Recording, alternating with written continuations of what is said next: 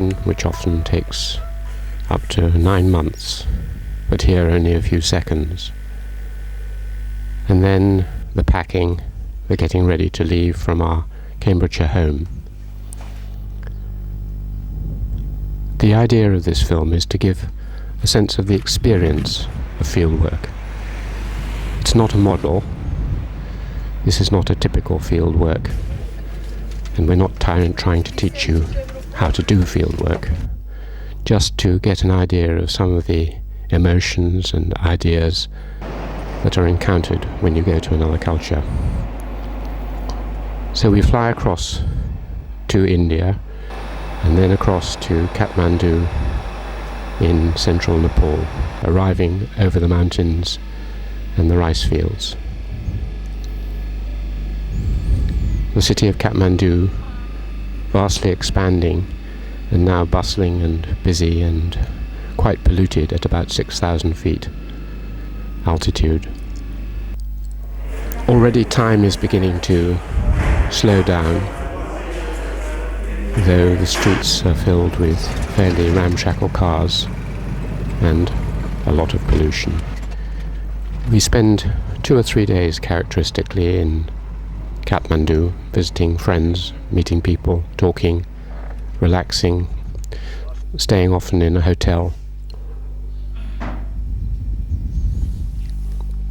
And then drive back to the airport to catch the plane across to the smaller town of POKHARA by a local airline.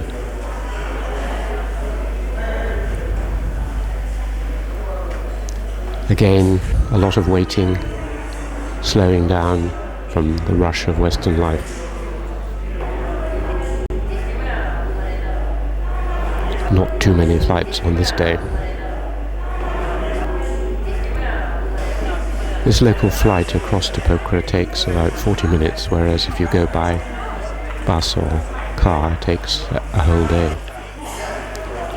Small planes which will fly across, showing the vast expanse of the Himalayas on the right.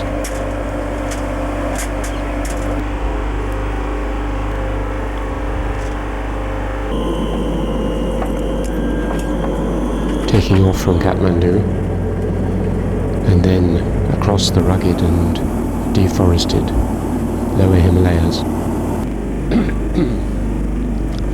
In POKHARA,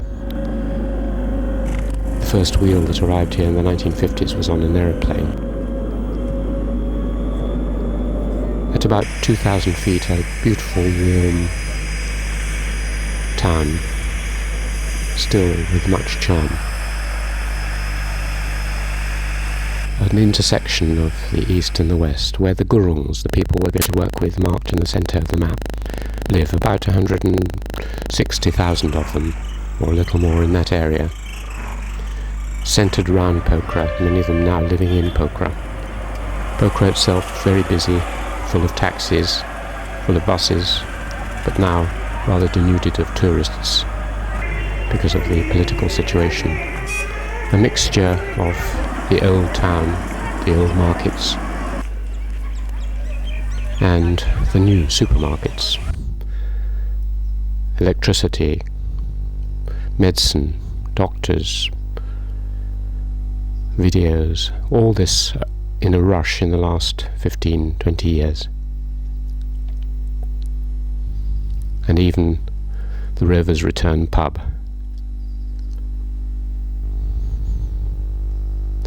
And everywhere, Coca-Cola.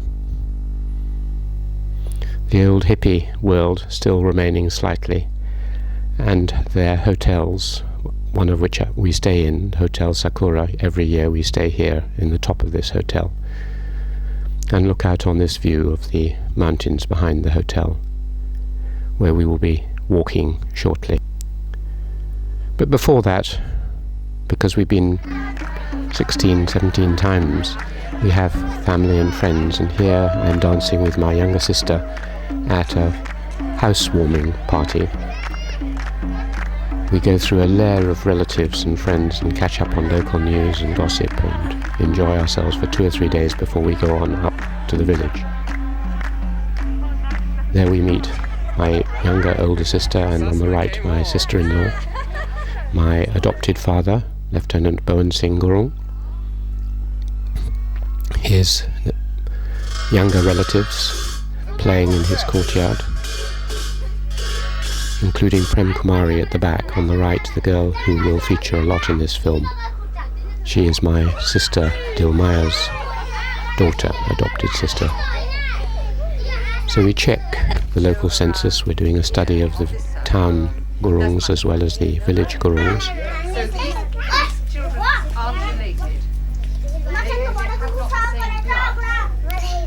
And life carries on smoothly with Prem Kumari combing a relative's hair. And then after a few days we set off in a jeep up this bumpy road for Thak, the Gurung village, consisting of about 500 people in the central village, where these Tibeto-Burman peoples who live on the top of the hills and who I've been working with since 1968 live. It's a very rough road, and previously one had to walk it. It took 3 or 4 hours just up to the top of this valley walking. But now one can come this far, but this is as far as the jeep goes, and it's now a 3 or 4 hour walk up the steep mountainside to the village. Our goods are being carried by a porter and our brother-in-law, and we're being accompanied by my aunt, elderly lady in her 70s, up through a beautiful valley, stopping at a tea house for refreshments. Back and forth over the river. Gradually, the noise, the hurry, the rush of civilization dropping away, and travelling back in time and space to a pre-wheel, pre-electricity, pre-sanitation world. Up through beautiful butterflies and birds and the sound of crickets. Resting as we climb up, sometimes to give a little bit of medicine for someone with a headache, and then walking and walking. I've walked this up and down to 3,000 feet about between 50 and 100 times in my life. Know every step.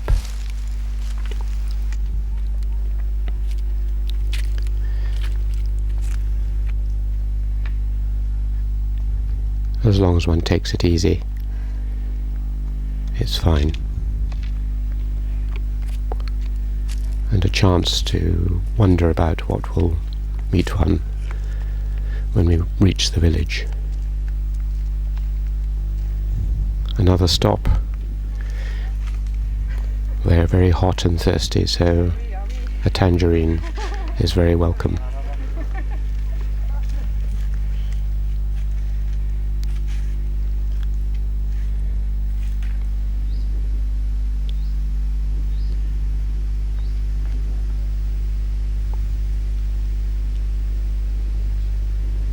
To be shared with my brother-in-law Sujay, and then on up the steps, stopping to look back. There's the valley we came up in the jeep in the far distance, and then looking up to the village, still another 1,000 feet above us. We meet old friends who greet us and say, "It's nice to see you again."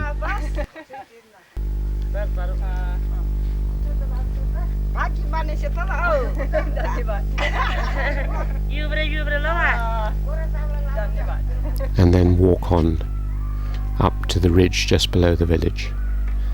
A last tea house for refreshments before the final steep climb up that ridge. The Gurungs tend to live on the top of ridges. This is at about 5,000 feet, and practice agriculture down these very, very steep slopes. They get the wood from above and the fodder and then carry it down to their grain fields below. And at last we arrive in the village at our house to meet Dilmaya Gurung, my sister, her daughter Prem Kumari, and the family.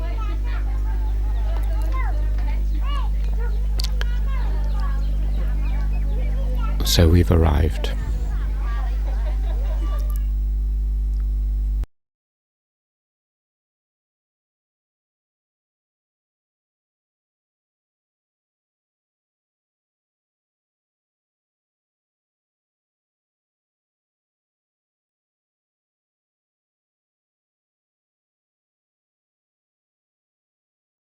after various different tries, we've decided to build a little house which gives us some privacy, a room to work in and to shut the door and work and leave our things out, and a room for our sleeping and washing and clothes.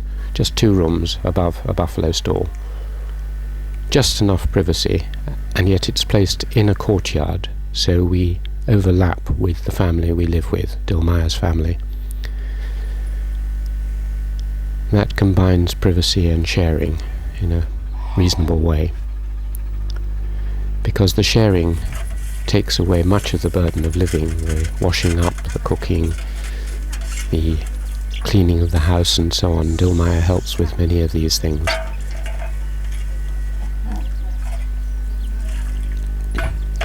But we still have to keep ourselves clean, which is quite a struggle in a village like this. There's no hot water, no washing machines. The water comes intermittently from this pipe. We have to boil all the water, of course, or filter it, because it's very highly polluted, and one would get dysentery immediately if one drank it cold. And they have to spend an enormous amount of time, originally on my first fieldwork, over an hour a day fetching water. And we eat with the family, morning and evening. This is a very important time for the field anthropologist, talking in a relaxed way, working out what's going to happen in the day, what has happened in the day, commenting, gossiping in the intimacy of the family. And of course, sharing food, which is a very strong form of communication. Filming my sister Dilmaya is a very intimate act. Eating is a private activity. Women eat after the men. And she's a bit shy about being filmed, but because of our relationship, she allows it. You'll see a lot of women, not just Dilmaya, not just Sarah, my wife, because most of the men have gone away to work either in the British Army, the Gurkhas, or the Indian Gurkhas, or as wage labourers. Here there's the problem of toilets. You can waste an awful lot of time trying to go off, as I did in my first fieldwork, and find a hedge and a field. So after various experiments they built us a toilet, but it had terrible effects because the thing became infested with mosquitoes in the water tank, and here we're trying to stop the mosquitoes escaping. And this is a typical example, or an example of the effects the field anthropologist often has on a community by altering something and then having unintended consequences. Dilmaya is trying to hear the sound, and she can. The water itself, as mentioned, is polluted, and for the first time Dilmaya can see what's inside the water, some of the tiny creatures, through a microscope. There are other hazards. There are leeches in the summer which bite everyone, including the anthropologist, and of course you often become ill. Here I've got a very bad cold. Nearly everyone becomes ill in the field in many parts of the world, and of course the people themselves are ill nearly all the time. Almost everyone has something wrong with them. This little girl has got a fever, and the witch doctor on the right is trying to cure her, and her mother is also taking precautions by giving her a paracetamol.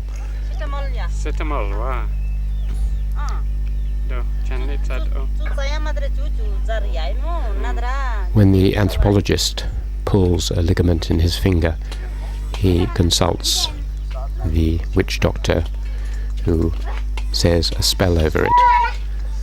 And by taking local practitioners seriously like this, it adds to the rapport with the people in the village.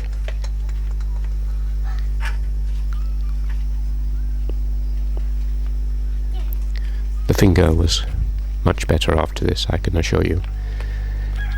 Mutual grooming, of course, is a very important form of communication. Here Prem Kumari is having the luxury of Western hair soap, shampoo, and blowing bubbles, and Sarah is grooming her. It's a very intimate gesture. And Dilmaya's here washing my hair. She wouldn't normally wash a man's hair, but it's very interesting that she was prepared to do this and to make acid comments about the absence of my hair, because it shows a lot about the equality between men and women and the absence of honour and shame. Then there's the question of what you wear. If possible, we try to wear clothes that would fit in. These are special occasion clothes, which Sarah's being dressed up in for a ritual or a dance. And she's dancing with Judy Pettigrew, one of my PhD students, who has worked in a nearby Gurung village and is demonstrating how you dance.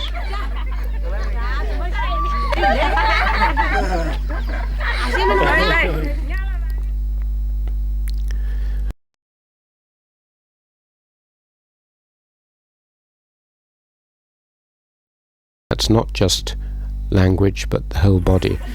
Communication with children is often the easiest to start with, tickling them, trying to distract you, all done with the body, really. Children are used to the difficulties of communication with adults, and a lot of it is physical. They also tend to have much more time for teaching the anthropologist.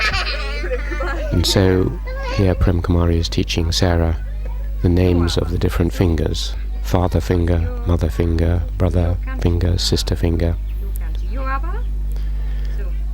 And the children themselves, of course, are at school, so they're being taught, and they also get pleasure in teaching others. Here they're teaching Sarah how to pronounce Nepali letters.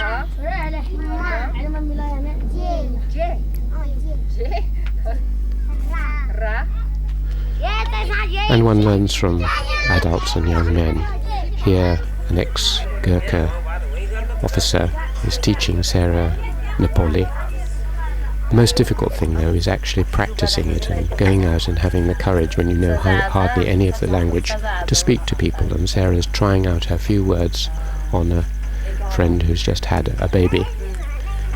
And at a wedding, trying out talking to a young lady who shows the difficulty. She half understands, looks round, says what she's saying, "Ah, yes," and then again looks rather embarrassed at not being able to understand.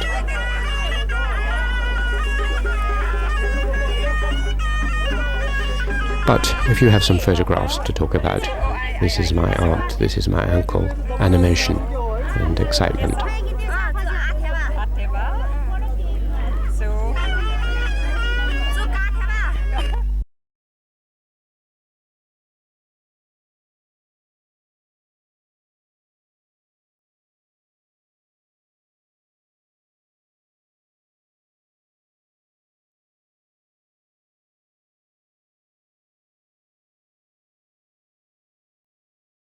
Joining in what the culture is involved with.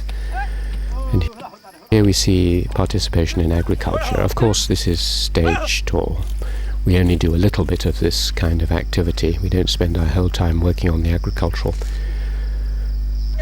stages of production, but by doing this you learn how very difficult simple looking things are, how to bend a back, how to hoe a field.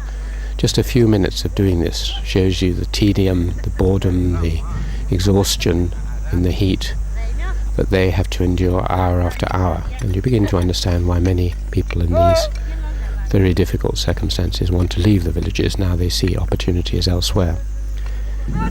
But also their skill and crafts and hard work and organisation become apparent when you try and do it yourself. Even simple looking things like dropping maize seeds into a furrow. Sarah several times had to stop and pick up the seeds because she'd put them in the wrong place. And even more tricky, trying to plough. Not even the turning on these narrow terraces, but just keeping a straight line is beyond me. I don't know how to address the oxen in the local language, though I'm trying, and I keep having to pick up the plough because it goes askew, and that obviously is useless.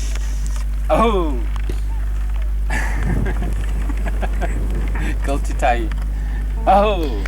So wherever they're doing something, picking up stones from the growing rice or harvesting the rice, which looks pretty easy as you watch it from a bank, but when you try and do it, you see the rice is really very hard, the sickles are not very sharp, and after 10 minutes of this I became exhausted, tired and irritated, bitten by small insects, hacking away. And even harvesting millet, head by head by head, just to provide a very small meal, is hard and hot work. And then when you've got the grains in, they have to be processed. The rice has to be dehusked. And using this foot pedal husker with a long lever is really exhausting work. Women used to, characteristically before diesel mills, spend 3 or 4 hours every night, early in the morning, doing this, just to produce enough rice for a day's food. It's all right for a few minutes and with a companion, but on your own. And quite skilled getting the rice in the right place, and even more skilled in the sifting of the husk away. If you watch her left hand, you'll see it flicks up, and that's the secret of it, flicking and hitting the tray. Prem Kumari trying to imitate her mother and take the stones out of the husk, and then Sarah trying to do it, and of course she doesn't know what to do with her left hand and the flicking. Trying to learn this, not only do you learn how difficult it is, but you also make them the teachers and you the learner, which is very important in establishing a balanced relationship with people. But of course Sarah hasn't the strength or the skill or the knowledge to do this. Sarah learning how to weave with the backstrap Indonesian loom. Clifford Geertz described the anthropologist as looking over the shoulders of the informant who is looking at the culture. But this is reversed. Here, the informants, the people themselves, are looking over your shoulders, teaching you about the culture. So this is one stage on in anthropology, where you become the learner, they become the teachers, and as demonstrated here, this often causes great amusement on their part at your inability to see how to do it. But they're usually very helpful, and they put their arms around you and show you the culture.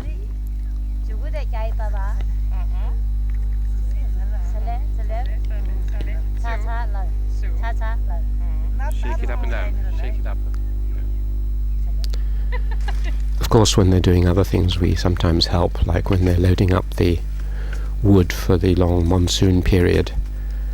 And then they have to carry these huge bundles, often more than their own weight, 4 or 5 times in a day down to the village. It was this that finally probably helped to kill Dilmaya at the age of 42. She'd spent a day doing this in 1995, came down, and in the evening after cooking she suddenly gave a couple of deep sighs and died of a heart attack. It's a terribly grueling life.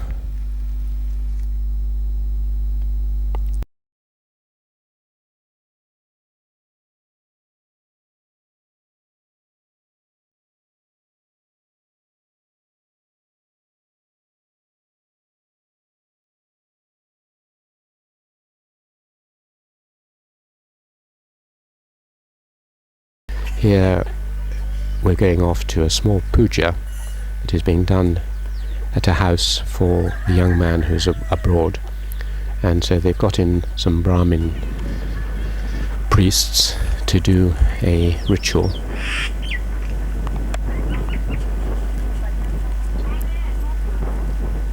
We were rather nervous about photographing, being a religious occasion, but they said no, they were chatting away, and they said no problem, just photograph if you want to. What's going on doesn't really interest them terribly, and most people wouldn't be able to explain what is happening, so the priest is explaining what you do. Some of the gestures are familiar, but it's basically a social gathering with a ritual going on in the background. And it's a matter of sharing, in getting involved in bits of it, and at the end getting involved by sharing the tika mark on the forehead made of rice.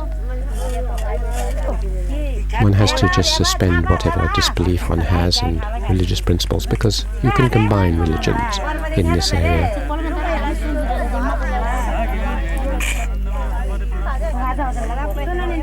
The Brahmin going round, and he's putting a substance which Dilmaya is putting on her forehead, but Sarah drinks and then indicates to me, just by facial gestures, that this is cow's urine.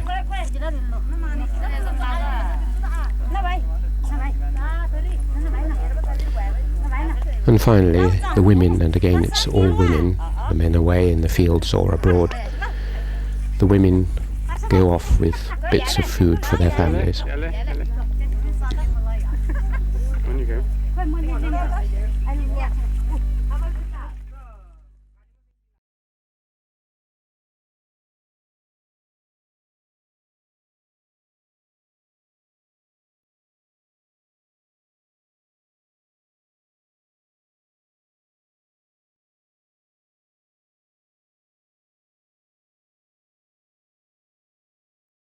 The dead man, from a photograph we'd taken my uncle, and some Buddhist lamas chanting. This goes on for a day and a night.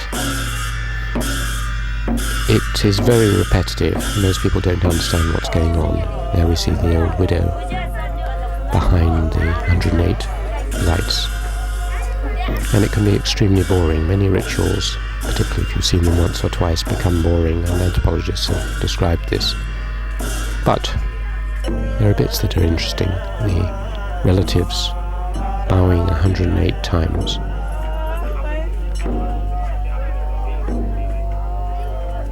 And you can talk to people and ask them what's happening and catch up on information. Like my father, Mohan Singh, who's sitting at the back there.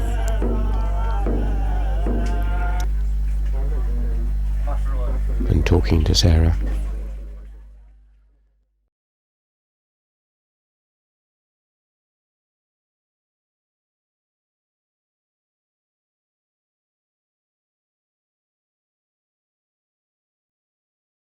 Many ancient rituals and myths have been transmitted from northern China down to this area, and better preserved here than almost anywhere.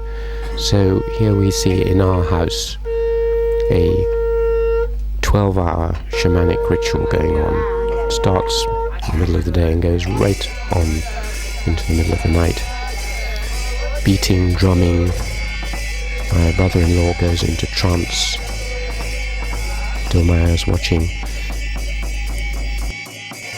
A huge rice effigy to the gods is made.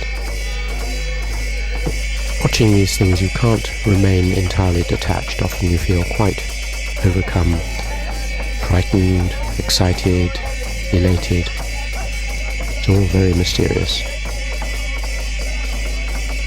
And then you finally, as the family, this rice effigy is swirled over my head, and I'm filming from underneath it.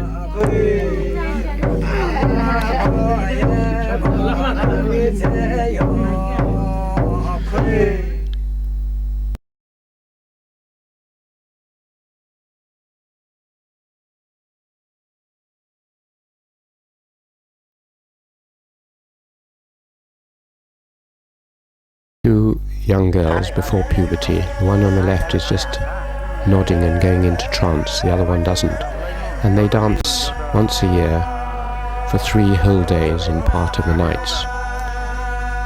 An ancient Hindu myth or story about a king who was reputedly killed and his wife committed suti.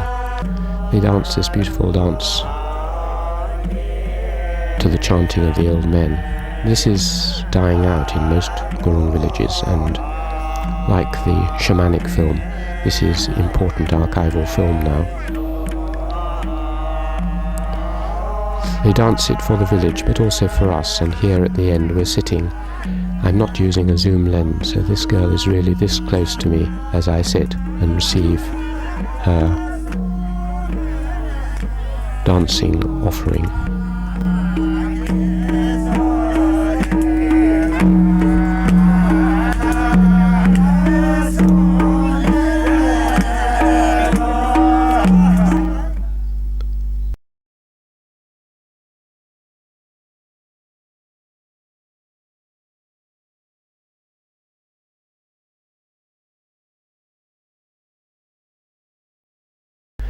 And here in brother-sister tika ceremony, husbands, wives, brothers and sisters honor each other with little marks on the forehead and by feeding each other.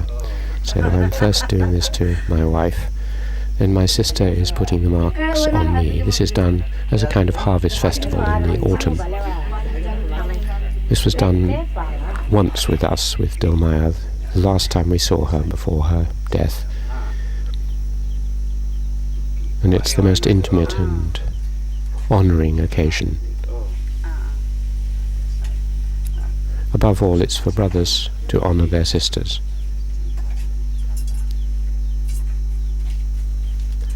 They give them gifts as well as putting the mark on them.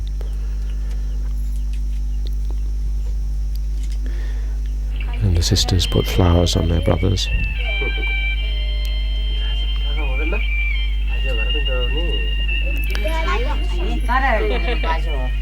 And flower garlands from other relatives who couldn't be there around their necks, from my other sisters.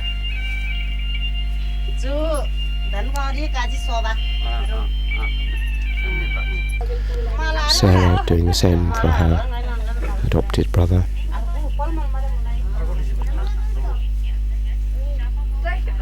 And then the most intimate gesture of all, the feeding, actually putting food into your mouth. Nothing really more intimate than that in public.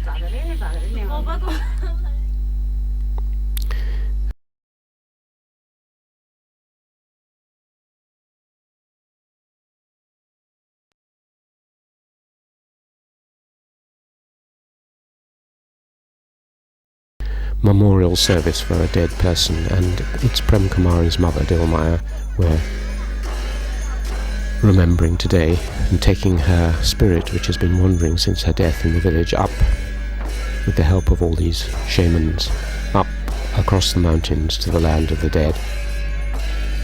This goes on for 3 days, 3 nights, and is a huge cathartic event, singing, dancing, drinking, weeping, laughing, which gradually eliminates part of the grief and makes the world seem right. As the brother, of course, I have to be there.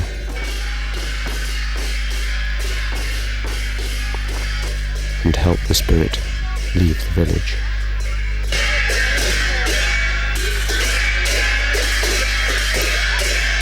And also my wife and my wife's daughter, Astrid, are there as well. Mostly women who go round in a slow circle, led by the oldest son, Krishna. And then the spirit goes into a sheep, and Sarah washes it, combs it with Dilmaya's comb, shows it itself, or the spirit inside it, in the glass, and then the sheep is fed a lot of food, its neck is cut off, and they examine its insides and find that the food has disappeared, which we actually witnessed and filmed. All the food had gone. And this goes on with many other rituals, and then on the final morning, tired but relieved, all the visitors are given gifts, and the spirit is at ease, and we are at ease. Only the widower is left.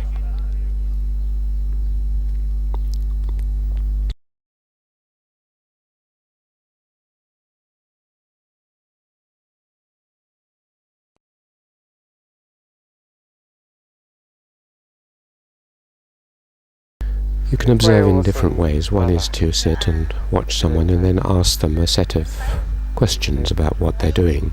Why are you making this rice mat? How often do you make them? How long do they last? What are they used for? And sometimes, if it's a good relationship, they will ask you questions back. What do you sit on in England? Do you have these things? What do you put on the ground? And so you fill in questions about their various activities. You can ask them about their agriculture when they're beating maize. How much maize did you get from a certain field? Was it a bad year for monkeys? And so on.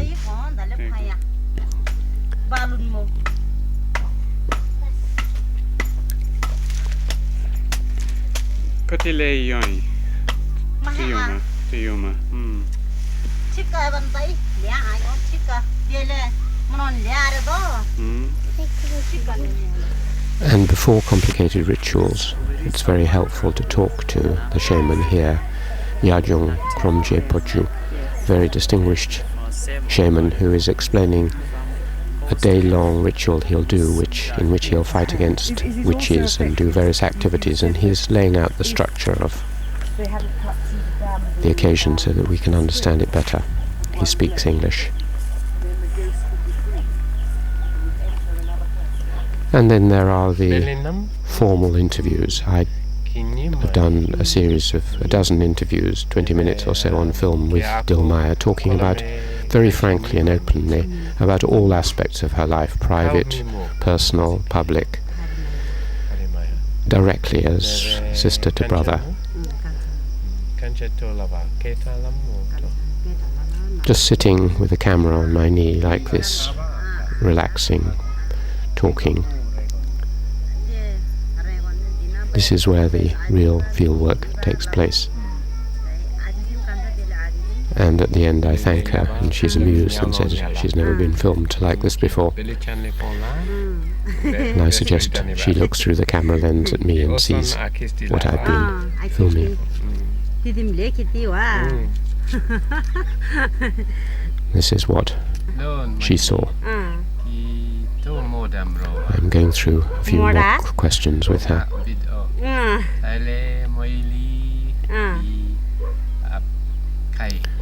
at the end say, press the red button and then you can turn it off.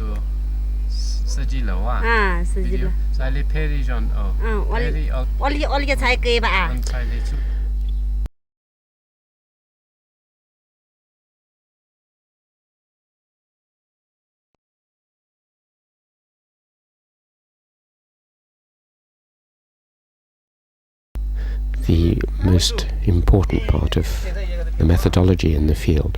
We record everything in small notebooks. We sit talking to groups of people or single individuals and jot down the gist of their answers there.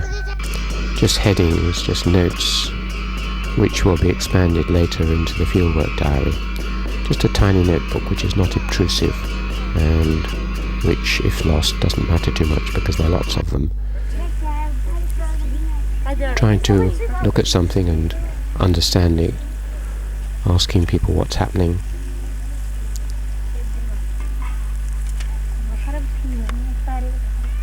If you're very fortunate, then you will find an informant like this. This is Bhadra Singh Gurung, my other adopted father, who is a mine of information. He carries in his head the whole social, economic, genealogical structure of this village, and for year after year he downloaded this to us so that we had a complete census, a complete inventory of all the possessions, all the wealth, all the status, everything about the village.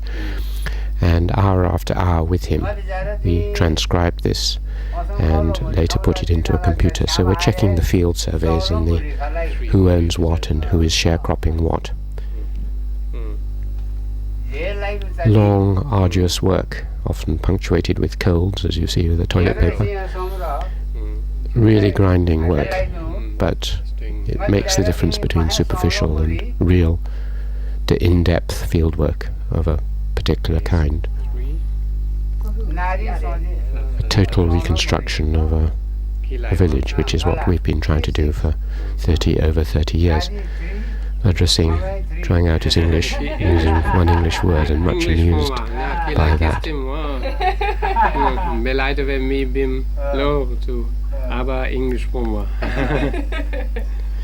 So we check the census and genealogies. Each year they're put into the computer, updated and then brought back on the following year. The census is actually gathered by going house to house to house and checking what's happened, whether there have been any new babies, anyone's died, anyone's gone abroad, making little notes. This is in the lower caste. There are tailors and blacksmiths living on the edge of the village, as well as the Gurungs in the middle. And this is in one of their houses.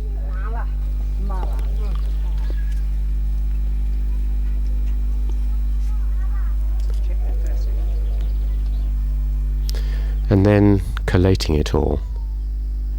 A great jigsaw puzzle which Sarah mainly sorts out, getting it all interrelated, often working with informants. This is the old man's son, who's now in Hong Kong and who speaks good English, and he's explaining what's happened in a certain household. Ah, yes. Let's have a look. We've got house 91. House 91, here we are. This is Dil Bahadur, that's at Lamaket. He's dead. Yeah, he's dead. Maila is Gopal Singh, Yeah. or Bhopal Singh. Bhopal. Is it Maila? So Maila. Long Maila's son or Maila work, himself but is living there? essential So Bhopal Singh. for this kind of classical community study, Ah, so he's built historical over there. community study, fieldwork. Another way of gathering information is to show people photographs, ask them where the people are now, who they have married, and so on. Here we see some tailors and Gurungs mixed together, showing the caste system is not very strict in this area. The ones on the left are tailors, and the others are Gurungs. Balakrishna ashram. And we're being told, oh, so-and-so has gone off to Bombay. Balakrishna Bombay. And a photographic record. We've photographed every person in this village, often several times. They dress up. They like to dress up in their best clothes, as here. And that shows another example of the way in which you distort life a little bit. Often they just go on with their activities, but sometimes they like to dress up, and they often don't like to be filmed or photographed looking scruffy. But here, recording an occasion when some old men came and have a meal with us. The most important of all the recording devices is the fieldwork diary, which has to be written up for an hour or two every day, taking the information from the small diaries, notebooks, and reflecting on it, expanding it, often interrupted by children. It must be done within a few hours of taking the notes, and this diary is kept very carefully in the house so it won't get lost. It shouldn't be carried around, and it's also too large. It obtrudes between you and the people you're talking to. But it is the key document, and we in the end put all this into the computer as well.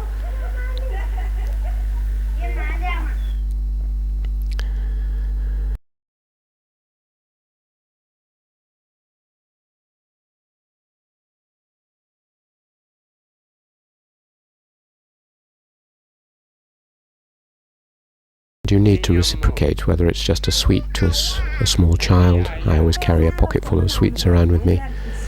Whether it's photographs to give to people who don't normally have a photograph of themselves. These are tailors. Sometimes the presents which we were asked to bring, these are woolen knitted objects which the children obviously don't appreciate, aren't suitable. Other times they are very suitable, and this disabled girl doesn't very often get a present of any kind, certainly not a nice jersey. She lives just above our house and has been a friend for many years, so we always try and get her something, which she then wears and keeps her warm for another year.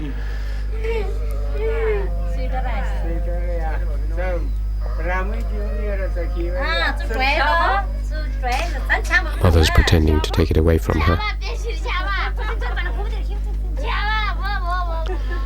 More difficult to get nice things for Dilmaya, who's quite choosy. This is an occasion for the exchange of objects, and we tend to buy clothes for Prem Kumari, good, strong, large-size clothes, which will see her through another year. And Dilmaya's bought this for Sarah, this sari, in exchange.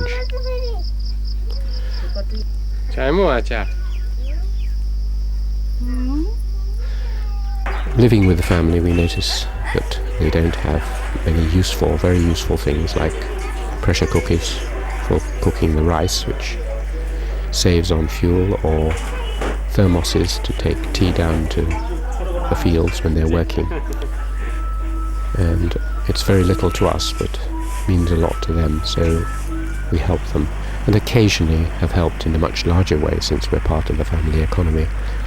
On this occasion we opened a bank account for Sujay, my brother-in-law, and gave him enough money to buy a reasonable sized field, which would mean that he no longer had to be a poor sharecropper but could have his own field. It's a great privilege to be able to help in this way, but of course dangerous because people become jealous of a particular family. So it's better to give to the community, and here we've bought a pressure lamp for the women's dance party who raise money for charity, and we also helped equip and stock a village shop, rice and other things for this shop, community shop, which lasted for 2 or 3 years before it ran out of funds.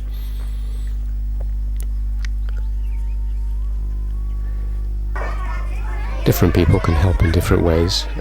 In many parts of the world people want to learn English, and in this village school occasionally Sarah, who's a trained teacher, goes up and does a little bit of teaching. They have hardly any resources, of course, and just a little bit of interest and attention is appreciated. Repetitive rote learning. This is her mother. This is her mother. What is the main English books written for Nepalis rather than for Gurungs. the bicycle? The bicycle is Ram's.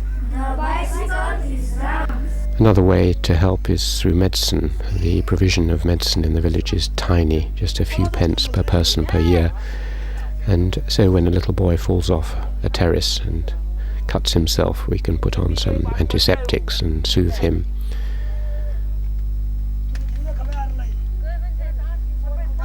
When another little boy sprains his arm, or when a little girl, tailor girl, pours kerosene on her stomach and then lights it, gets a bad burn, we can put some antiseptic on. Otherwise she might well have got gangrene and died, and here she is a year later, and we can see that though there's a mark on her stomach, it's actually healed very well and she's fine. Now she's in her mid-teens.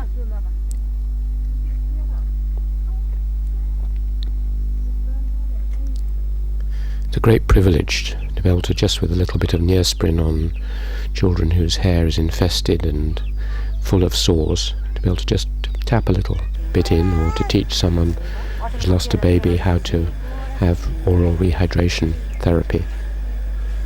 This is something which costs us almost nothing, but can alleviate pain in a simple way.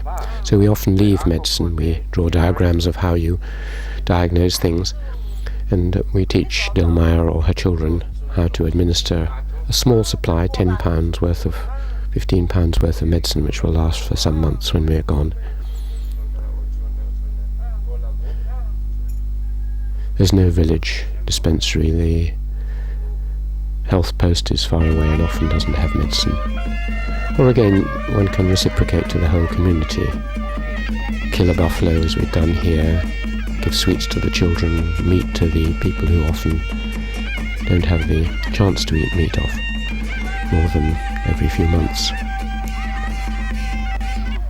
And again, reciprocating and joining in with one's family. In Pokhara we have a whole clan of relatives, hundreds of relatives through our father Bowen Singh, and here we're having a family picnic, which we try to do every time we visit, with games and speeches and, of course, feasting.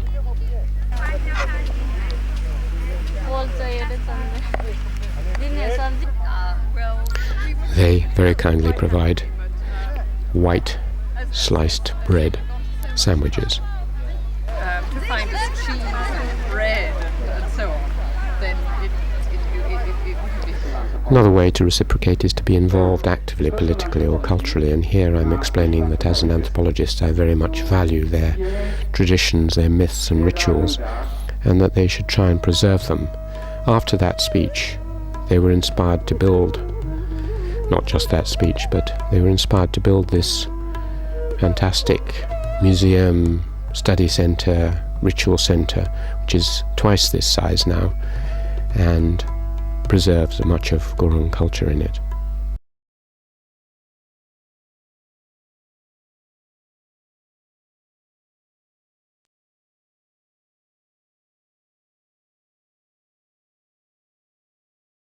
The actual leaving is often deeply disturbing. The packing up, the emotion. Dilmaya hardly ever shows emotion, but here she's weeping as we leave. We have a little ritual in the house, Bhadrasingh, my father, blessing us for the journey.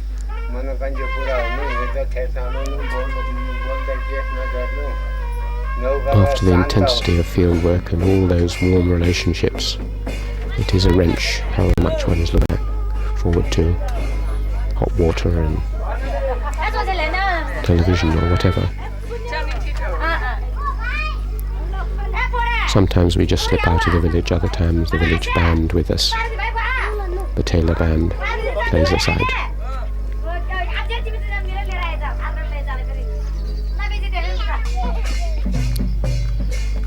The edges of the village, and then down to the point where they will wave for an hour as we go down the hillside. They're still waving as we disappear. And then back to Pokhara airport to say goodbye to our relatives, my sister, my older sister and my sister-in-law, saying goodbye at Pokhara.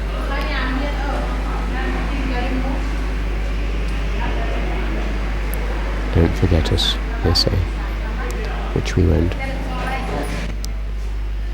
Ever.